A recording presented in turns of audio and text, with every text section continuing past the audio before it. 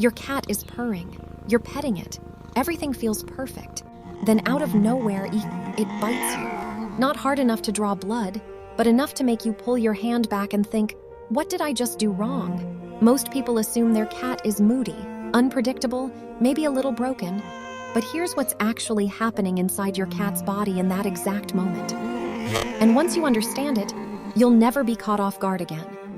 There are 5 things going on beneath the surface every time your cat does this. The last one is the one vets rarely explain, and it changes everything about how you touch your cat from this point forward. 1. Your cat wasn't attacking you, it was communicating. Cats don't have the luxury of words. They can't tap your shoulder and say, okay, that's enough. So they use the only signal they have left after everything else has been ignored. A quick bite. Not aggressive, not mean, just final.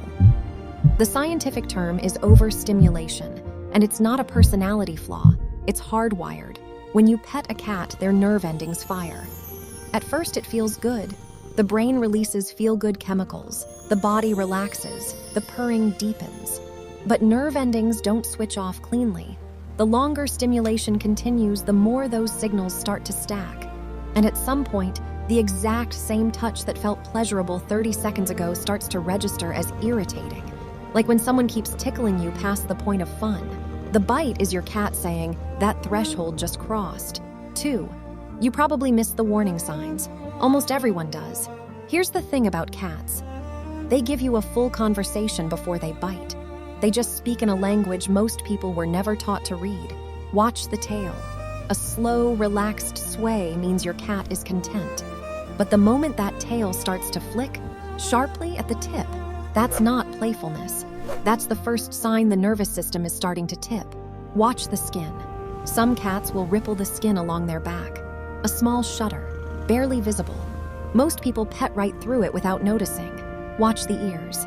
When they rotate slightly backward, even just 10 degrees, your cat's attention has shifted from comfort to alertness. And watch the eyes.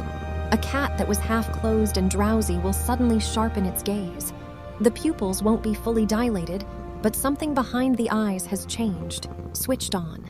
By the time the bite happens, your cat has been sending these signals for anywhere from 10 seconds to 2 full minutes. The bite isn't sudden. You just didn't have the vocabulary to hear what came before it. 3. There are specific spots on your cat's body that overstimulate faster than others. And most people pet exactly those spots the most.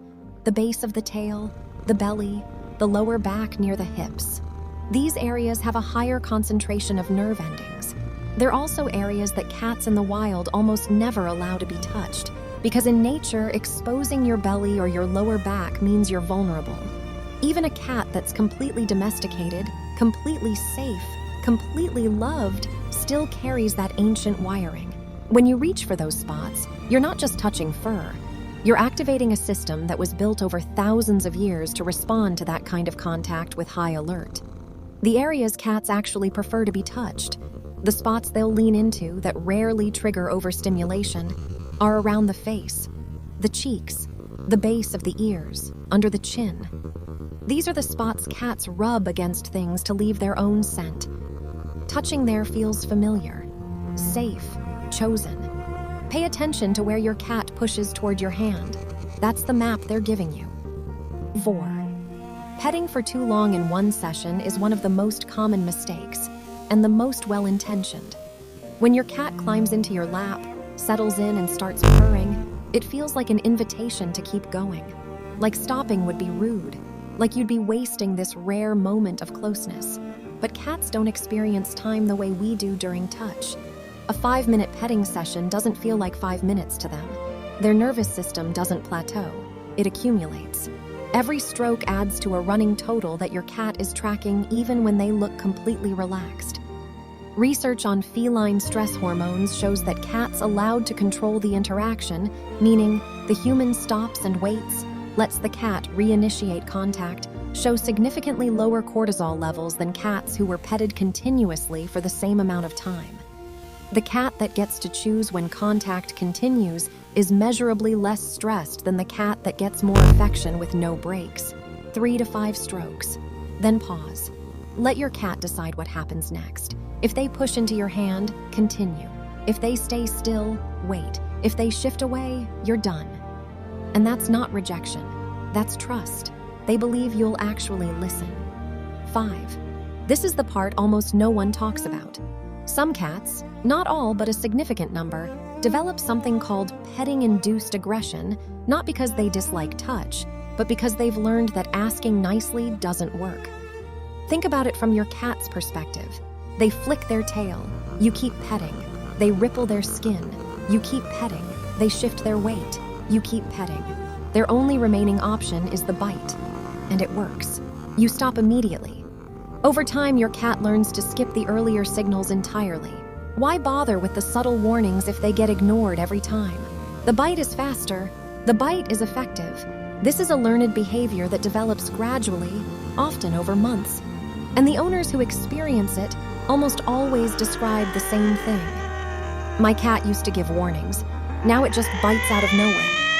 It didn't come from nowhere. You trained each other, unintentionally, into a pattern where subtlety stopped being useful. The way to reverse it is slow. You rebuild the earlier signals by responding to them every single time. The tail flick ends the session. Every time, even if it feels too soon. Even if everything seemed fine. Eventually, your cat learns the warnings work again. And when warnings work, bites become unnecessary. Your cat is not broken. It is not randomly aggressive. It is not doing this to punish you. Every bite has a history, a series of small moments that built toward it, moments your cat tried to communicate something and wasn't heard.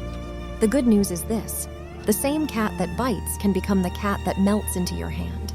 Not because its personality changed, because the conversation finally started making sense to both of you. You now speak a little more of its language. Start there.